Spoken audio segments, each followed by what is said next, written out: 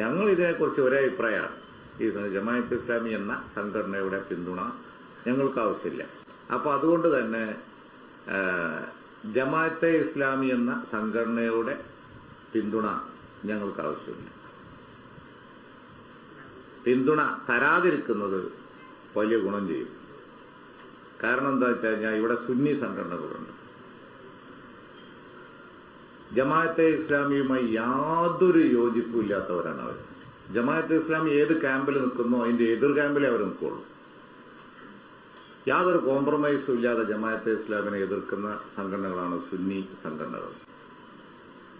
ഭൂരിപക്ഷ സമുദായത്തിൽ നിന്നൊക്കെ കിട്ടിക്കൊണ്ടിരിക്കുന്ന വോട്ടുകളും ജമാഅത്തെ ഇസ്ലാമിയുടെ പിന്തുണ പ്രഖ്യാപനം കൊണ്ട് നഷ്ടപ്പെടും. ഒരു കാലത്തും പറഞ്ഞിട്ടില്ല.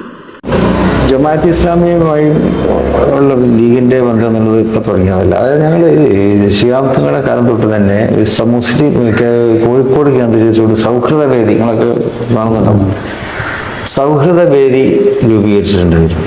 അത് മുസ്ലിംകളിലെ തന്നെ എല്ലാ വിഭാഗങ്ങളെയും യോജിപ്പിച്ചുകൊണ്ടുള്ള ഒരു മുന്നേറ്റമാണ്.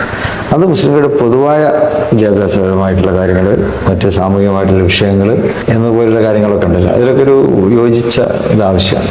അപ്പോൾ അതൊക്കെ ഉറപ്പുവരുത്തുന്നതിന് വേണ്ടി സൗഹൃദ വേദി രൂപീകരിച്ചു. അതങ്ങനെ തുടർന്ന് വരുന്നുണ്ട്. ഇനിയിപ്പോൾ അടുത്ത കാലത്തായിട്ട് ജമാഅത്തെ ഇസ്ലാമി മുസ്ലിമുമായിട്ട് യോജിക്കുന്ന, അതായത് ജനാധിപത്യ മുന്നണിക്ക് അവരുടെ വോട്ടുകൾ നൽകാൻ അവർ തയ്യാറാകുന്നുണ്ട്. അതിന് നമുക്ക് നിഷേധിക്കേണ്ട കാര്യമില്ലല്ലോ.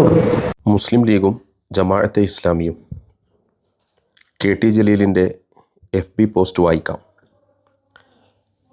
ഖായിദെ മില്ലത്തും ബാഫക്കി തങ്ങളും പാണക്കാട് പൂക്കോയ തങ്ങളും സീതി സാഹിബും CH മുഹമ്മദ് കോയ സാഹിബും സെയ്ദ് മുഹമ്മദ് അലി ശിഹാബ് തങ്ങളും സെയ്ദ് ഉമർ അലി ശിഹാബ് തങ്ങളും സെയ്ദ് ഹൈദർ അലി ശിഹാബ് തങ്ങളും അംഗീകരിക്കാത്ത ജമാഅത്തെ ഇസ്ലാമിയെ എന്തടിസ്ഥാനത്തിലാണ് മുസ്ലിം ലീഗ് അധ്യക്ഷൻ സാദിഖ് അലി ശിഹാബ് തങ്ങൾ അംഗീകരിച്ചത് എന്ന കാര്യം അത്യന്തം ആശ്ചര്യം ഉളവാക്കുന്നു. ഇവരെല്ലാം ജീവിച്ചിരുന്നപ്പോൾ ജമാഅത്തെ ഇസ്ലാമിയും അവരുടെ സമുന്നത നേതാക്കളും ഇന്ത്യയിൽ ഉണ്ടായിരുന്നു. മുസ്ലിം ലീഗിനെ ജമാഅത്തോ ജമാഅത്തെ ഇസ്ലാമിയെ മുസ്ലിം ലീഗോ അംഗീകരിച്ചിട്ടില്ല. രണ്ടും രണ്ട് ലക്ഷ്യങ്ങൾക്കായി പ്രവർത്തിക്കുന്നു എന്ന ബോധ്യമാണ് അതിൻ്റെ രാസത്വരകമായി പ്രവർത്തിച്ചത്. മേൽ നേതാക്കളൊന്നും അവർ ജീവിച്ചിരുന്ന കാലത്ത് ജമാഅത്തെ ഇസ്ലാമിയുടെ ഏതെങ്കിലും സമ്മേളനങ്ങളിലോ അവരുടെ ഏതെങ്കിലും സ്ഥാപന വാർഷികങ്ങളിലോ പങ്കെടുത്തിട്ടില്ല.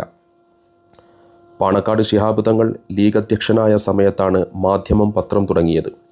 കൊട്ടിഘോഷിക്കപ്പെട്ട മാധ്യമത്തിൻ്റെ ഉദ്ഘാടന ചടങ്ങിൽ എന്തേ ശിഹാബ് തങ്ങൾ പങ്കെടുക്കാതിരുന്നത്? ഹൈദരലി തങ്ങൾ ഉള്ള ഘട്ടത്തിലല്ലേ മീഡിയ 1 സംരക്ഷണം തുടങ്ങിയത്? അതിൻ്റെ സമാരംഭ ചടങ്ങിൽ നിന്നെന്തേ ഹൈദരലി തങ്ങൾ വിട്ടുനിന്നു?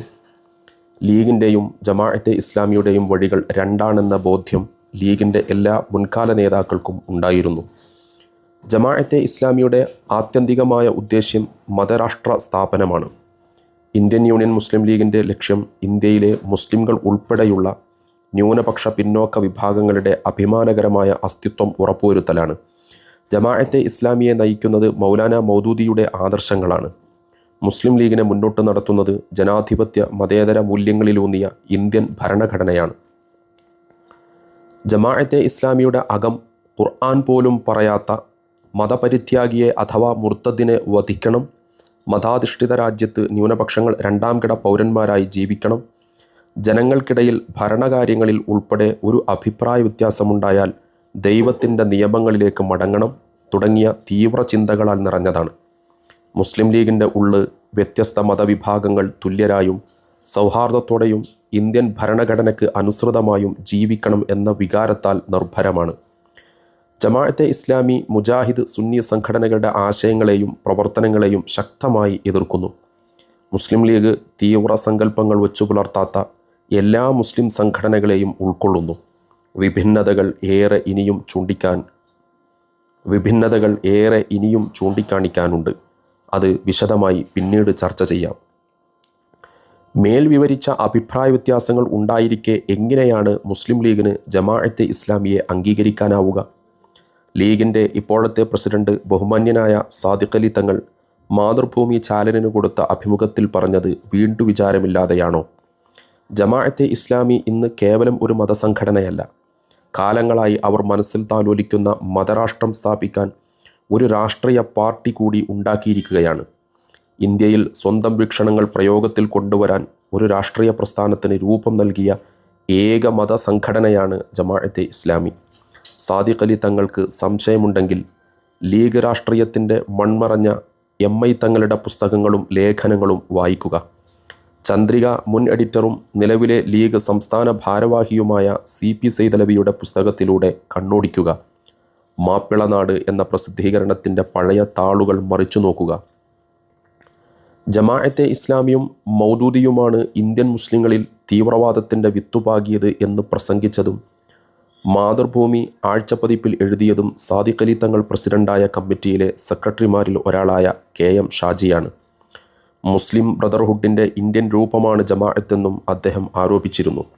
ജമാഅത്തെ ഇസ്ലാമിയെയും SDPIയെയും ശക്തമായി വിമർശിച്ച് രംഗത്തുവന്ന ലീഗ് നേതൃനിരയിലെ പ്രമുഖരിൽ CHൻ്റെ മകൻ ഡോക്ടർ MK മുനീറാണ് സജീവമായി രംഗത്തുണ്ടായിരുന്നത്.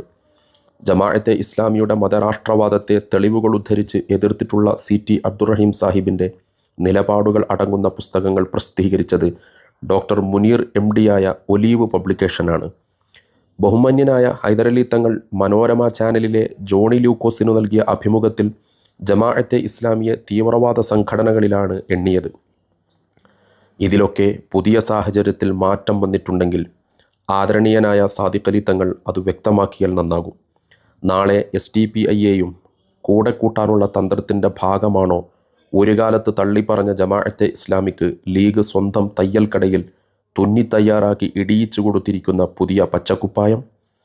ലീഗ് നേതൃത്വം പറഞ്ഞിടത്ത് ലീഗണികളെ കിട്ടാത്ത അവസ്ഥ ഉണ്ടാക്കലാണ് ജമാഅത്തെ ഇസ്ലാമിയുടെ ഉള്ളിലിരുപ്പ്.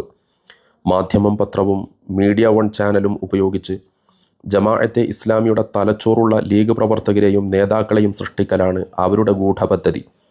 ഒട്ടകത്തിന് കാലുകുത്താൻ സ്ഥലം കൊടുത്ത നിഷ്കളങ്കനായ ഗ്രാമീണനുണ്ടായ ദുർഗതി സാദിഖ് അലി തങ്ങൾ മറക്കരുത്.